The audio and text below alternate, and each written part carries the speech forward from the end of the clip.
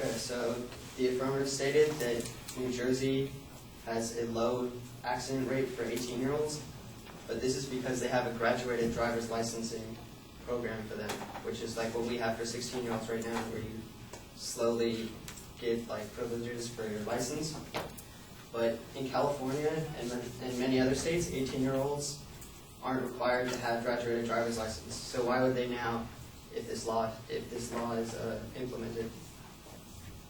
So Dane argued that moving the driving age to 18 is a convenience issue, and I'd like to add one more argument to this. At age 18 is when most teens start to leave their home, either going to college or living on their own. So if we change the age so that new drivers have to wait until they leave home to start learning how to drive, then there's no one to take them out or teach them to drive. It's true that they could get lessons, like driving lessons required to get your permit, but this is only 6 hours behind the wheel compared to a 16-year-old who also has to take these lessons and has to spend a minimum of 50 hours behind the wheel with an adult.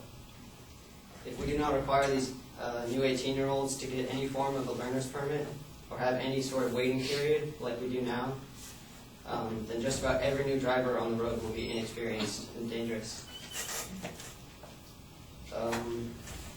Another workability claim that I like to make is that teenagers are getting into more accidents because they're driving with each other.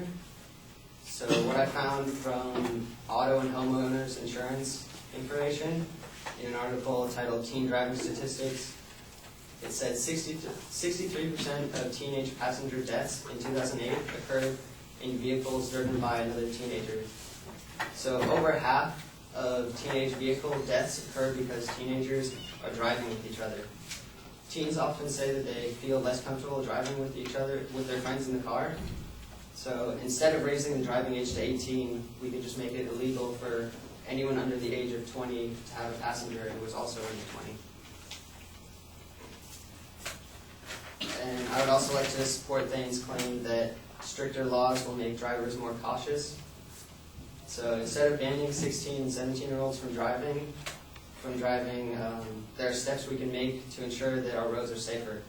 We can make the driving test much more difficult by doubling the duration of the test or increase the waiting period between the learner's permit and the driver's license.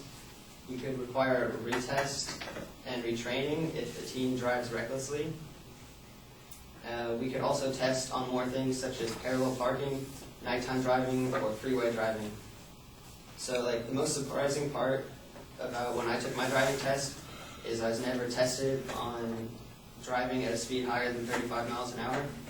And a statistic I found from the National Highway Safety Traffic Administration says that 48.6% of teen car crashes occurred in 2009 occurred in areas with speed limits of 55 miles an hour or higher. Before we begin to raise the driving age, we need to ask if the laws and tests we have now are sufficient enough to keep our roads safe.